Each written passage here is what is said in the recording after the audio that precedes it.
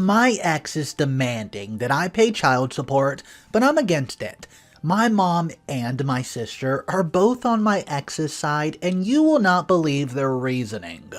Some years ago, I dated a girl. The relationship was bad. She was very controlling, abusive. It just ended up really bad and we broke up. I kept going on with my life, and after some years I got a decent job. Enough to solve all my needs, have a comfortable life, and make some savings. The thing is, a couple months after getting my job, my ex contacted me and she first asked me to talk. I believe that she may want to reconnect or something, but she showed up with a 5-year-old child, claiming he was my son and demanding child support. I didn't believe her, but the child age matched the time since we cut contact. I got advice from a lawyer, which was a friend of mine, to try to solve this out of court. I offered to take responsibility, pay the cost of being an active part of the kid's life, only after making a DNA test. Everyone was okay with this except for my ex.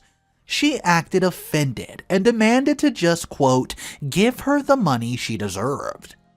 She used all the excuses she could, even contacted my family and told them I was trying to avoid taking responsibility of her child. When she ran out of excuses and the DNA test was finally made, surprise, surprise, I'm not the father. She was mad with the result and cried about the money, saying it was unfair and she deserved it. But she didn't accomplish anything. Well, moving on to last week, there was a little party on my parents' house. My brother, a friend, and I were talking, and my brother started to joke about the situation with my ex. My friend and I started to joke about it too. Some of our comments were a little dark and bad, I'll admit, but we were far away from the rest of the people. Literally, we were on the opposite side of the house. Nobody else could hear us, at least that's what we thought. We were laughing like crazies when my sister appeared very angry and pushed me against the wall. She spied on us, heard our conversation, and she was really mad. She started to yell at us about how horrible people were for mocking a poor woman. A few hours later, when the party ended, she asked me to go to the kitchen with our parents. She started to say how awful I was for the previous situation. Apparently, my ex had been in contact with her, and she believed her version. And that was her way to have a, quote, intervention. My brother and I were like, are you serious? When she started to say how I, quote, forced my ex to be a single mother, and that I, quote, have the moral obligation to her? My dad only said that maybe we were being too cruel making jokes, but I wasn't responsible for a child that's not mine.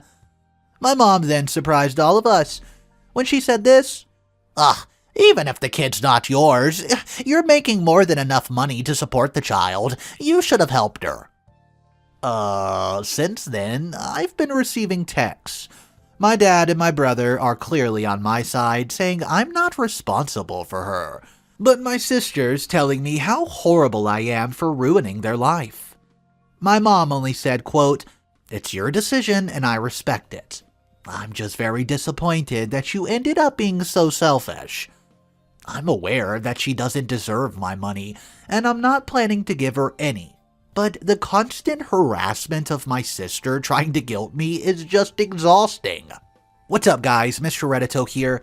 I do have an update for this story. It came out approximately 2 months after the original post. If you're not subscribed to the channel, go ahead right now and click that big ol' red subscribe button right below the video. And let's jump into your update 60 days later. Hey guys, it's been a while. After my last post, I read all the comments and decided to show them to my mother. We had a talk about the situation. Again, she started being on my ex's side. But after reading the post and all the comments and opinions, she realized, she was wrong. I think the thing that hurt her the most was all the doubts about it, if she cheated on my dad and I wasn't his son. And if that was the reason, she was on her side. We had a very long conversation. She told me that she believed my ex because, quote, she was always so nice and kind with her, that she decided to not believe me when I told her all the things she did to me during the relationship because, quote, a good girl like her could never do something like that, so I must be lying. After that, she apologized to me, and yeah, we're good now. On the other side, my sister. She first decided that she would not talk to me until, quote, I take responsibility. But after some days I talked with her, she's totally on her side, even after showing her the post, the comments, everything. She said that none of those people's opinions matter because, quote, a woman's word goes first, and that's all the proof anyone needs. Also, she said that, quote, even if you're not the bio father, you have an effective responsibility with her. So you must be man enough to take charge of them and start acting like a real man. Oh boy, she's a lost cause. And about my ex, I did some research and I found out that shortly after we broke up, she started dating another guy. Or, I don't know, maybe she was even cheating with him before, I'm not sure. They broke up some weeks later and she had multiple dates until she found out she was pregnant. I also found out that she'd been trying to, quote, find the father to her kid for the last 2 years. And I was next on the list. But looks like she's desperate now because she was never getting the aggressiveness with any of the ones before. Now, time for the reason of my post. Some days ago, my ex and my sister came to my workplace. They made a big old sign with my face that says, he abandoned his child, irresponsible father, and started chanting dramas, saying all their bullcrap. Their intention was to shame me and use social pressure to force me to take charge. They literally said it. To don't make the story too long, they were taken out of the place by security. I got problems from that scandal even after showing all the proofs of legal documents that showed they were in fact lying. I was then told by HR, this better not happen again or I'll be fired. So after that, I contacted my friend, the lawyer, and we're now redacting a very long detailed paper against them, my ex and my sister. They're just too far. Now, I'm going against them with everything. Maybe that'll scare them enough to leave me alone. Hey guys, Mr. Reddito. Well, that's it. OP left it there, no more post after that. I tried to find an update, absolutely nothing. So guys, I want to know from y'all, what do you think possibly happened next? Drop your theories in the comment section below, and we'll prepare ourselves for today's second story. Okay, so I came across this comment that caught a lot of attention, and it did have someone reply to it. So let's go ahead and check that out.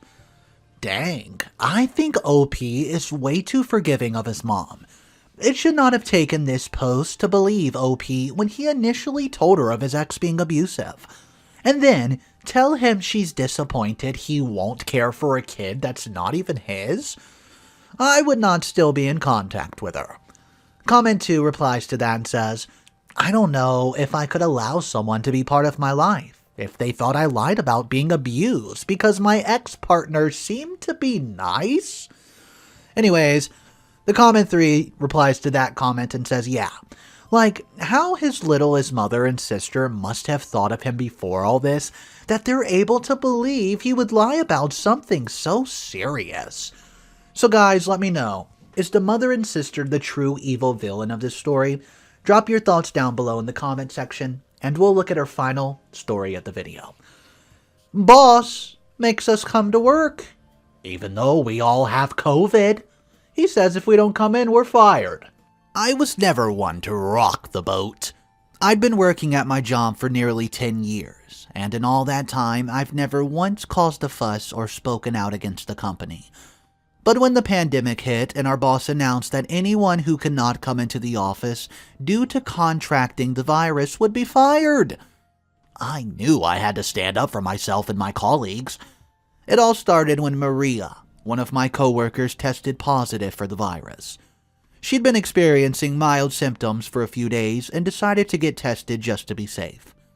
When the results came back positive, she immediately informed our boss, who told her that she needs to come into the office or risk being fired. Yeah, you heard that correct. Maria was shocked. She'd always been a model employee, and she couldn't believe that the company would be so callous as to put her and her colleagues at risk by forcing her to come into work while she's contagious. She called a meeting with the rest of us to discuss what we should do. There were 4 of us in total: Maria, myself, Jake, and Rachel. We all knew that we couldn't just sit back and let the company bully us into coming into work while sick. We decided to stand up for ourselves and demand that the company provides a safe working environment for all its employees. We knew it wouldn't be easy. Our boss was a no-nonsense type who did not take kindly to employees speaking out against him. But we were determined to make our voices heard, and we knew that we had the law on our side. The next day, we arrived at the office as usual, but instead of going to our desk, we headed straight to our boss's office. He was taken aback when he saw us standing there, and he knew immediately that something was up. "What's going on here?" he asked, a note of concern creeping into his voice. We're here to talk to you about the company's policy concerning the virus," Maria said firmly. "We're concerned that the company's not taking the necessary precautions to protect its employees."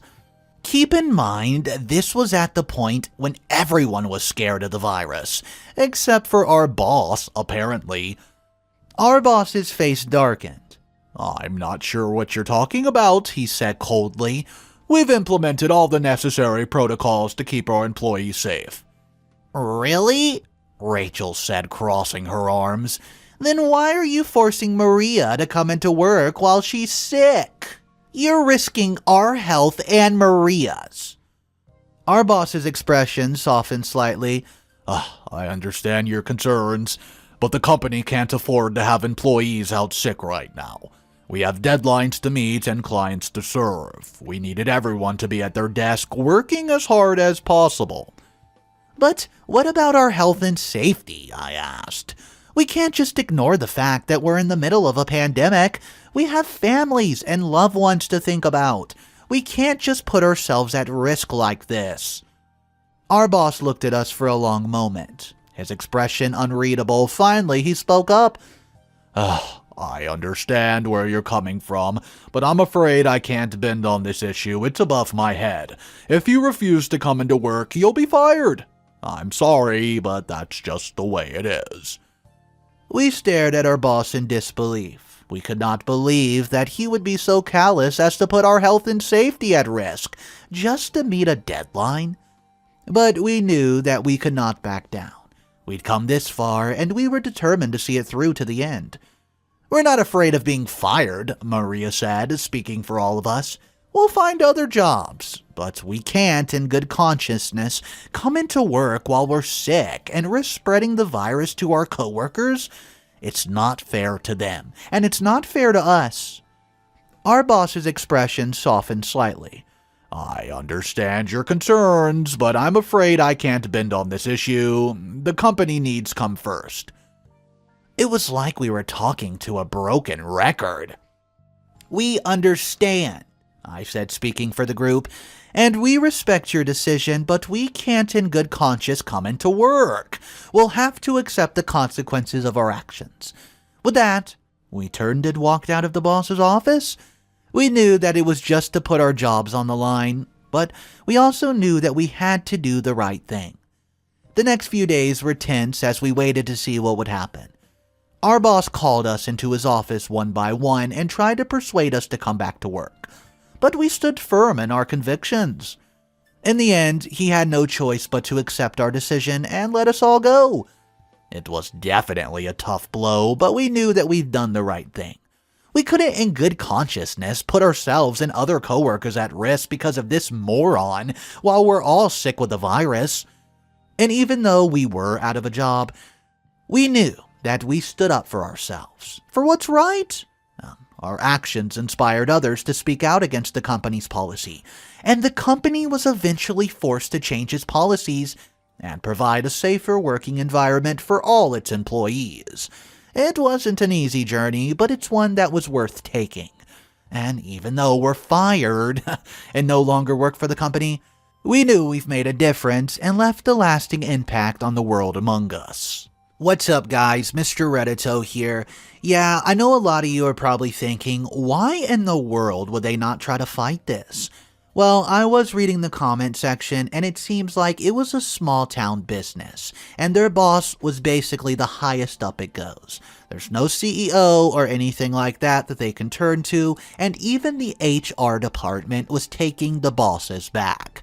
The story's not over yet. I actually have a couple updates. The first update is definitely going to surprise you. It came out 1 year after this post. Let's go ahead and jump right into it. It's been almost a year since I was fired from my job for refusing to come into the office while sick. It's been a long and difficult journey, I'll say that, but I've managed to find a new job, a better job, and I'm starting to get back on my feet. Well, guys, I was at the grocery store today, picking up a few things for dinner when I saw him. My old boss. The man who had fired me and my colleagues for standing up for what we knew was right. I froze for a moment, not sure what to do. Part of me wanted to turn and run to avoid any confrontation, but another part of me was determined to stand my ground and confront him. I took a deep breath and walked over to him. He was standing in the pasta aisle, looking at the different brands of spaghetti. "Hello," I said as my voice cold and steady. He looked up, looked down, did a double take, and he said, "Oh, hello." Very uncomfortable, I could tell. "It's been a while." "Yes, it's had," I said, "a year to be exact. A year since you fired me and my colleagues for standing up for what was right."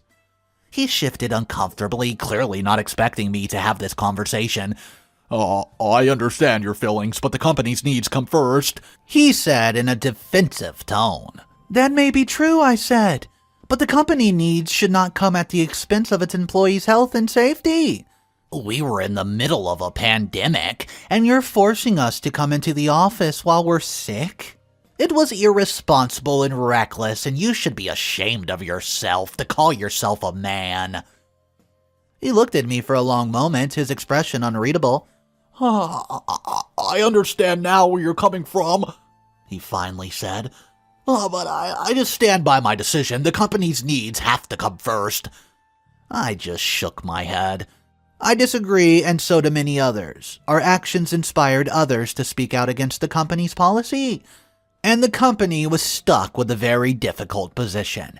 They were either forced to change their policies or lose every single employee. He looked at me for a moment, his expression unreadable, and he said, I see.